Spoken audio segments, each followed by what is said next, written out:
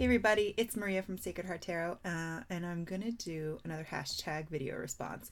This time, once again, to the fabulous Brian Cormack, Carr, who, if you have seen it before, did the tag Tarot Tools Trio, which we did a few months back, and that was a ton of fun.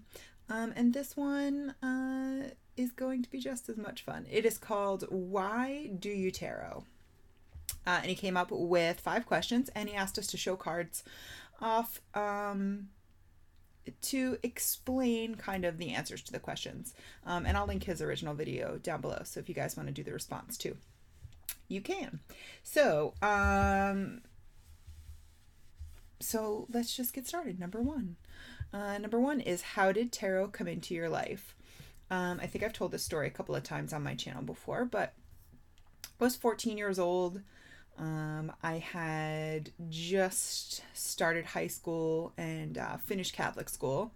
And so I was kind of, like any good Catholic schoolgirl, kind of rebelling against that whole religious thing. And, I kind of stumbled along Gardnerian witchcraft and, read Alex Gardner's book and tarot must have been mentioned at some point in that book. And I know I had gotten a bunch of books on Wicca at the time too. So tarot must have been mentioned at some point. I can't pinpoint really where. But it kind of sparked my interest. So I saved up money from my first job, which was at the record store that my sister had run at the time. And I saved up my first paycheck, and I went to the Borders in the Galleria by us, and I bought a copy of the Hagel deck. I kind of went into that bookstore. I remember going into that bookstore a few times and looking through the different tarot decks and trying to decide which one I want. We didn't have the internet. There wasn't Facebook. There was no groups to enable me as far as which decks I want and galleries of pictures of decks. There wasn't really anything like that. So I kind of had to go through the ones that they offered at the bookstore. And that one struck me the most. It was the most multicultural, and I was into that. I'm still into that. And I really just liked the artwork and the pictures. And so I bought it. So that is how tarot came into my life. So the 2 cards that I chose to explain that are the Moon and the Wheel of Fortune. So I picked these 2 cards because the Moon is like mysterious and magical. And at the time, like I said, I was studying Wicca, and so it was all about the moon and all about how to be a goddess and all of those fun things. And then I picked the Wheel of Fortune because I thought maybe learning tarot would help me change my future and change my fortune. Or that, I don't know, it was just cool. So since these are 2 pretty cool tarot cards, I picked those 2. So the second question is, how did you use it then for yourself or for others? So I didn't know that really that I could read for myself until I picked up Mary Greer's Tarot for Yourself, which was a couple years after that.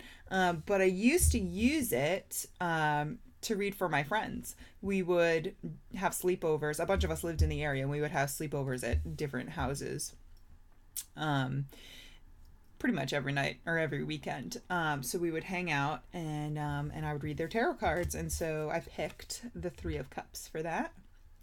And also I used it then, and it's funny because I have journals from way back then doing readings about boys. And so I picked the Ace of Cups because I read about every crush I ever had.